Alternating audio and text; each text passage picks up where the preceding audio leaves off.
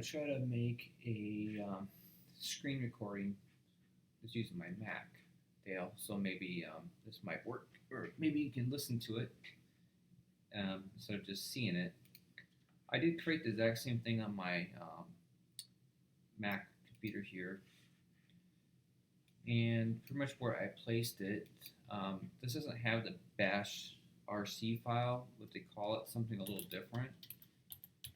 Let me go here. It's called your bash profile on Mac.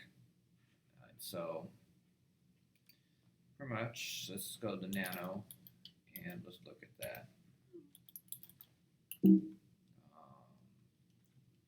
Profile. And that's what it is. I have it saved right there. And it's pretty much right when it starts up the terminal, it's rsync, AV, delete, progress, and I have Dropbox going to my Dropbox backup. I also have the calendar run when I start up. If I wanted to, I could even have, I don't know, let me think of something else.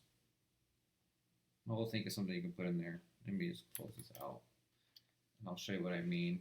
Let me just finish this, quit this terminal. Oops.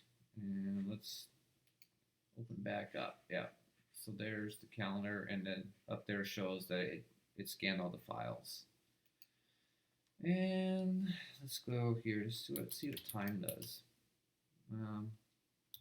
Date. Does date show anything?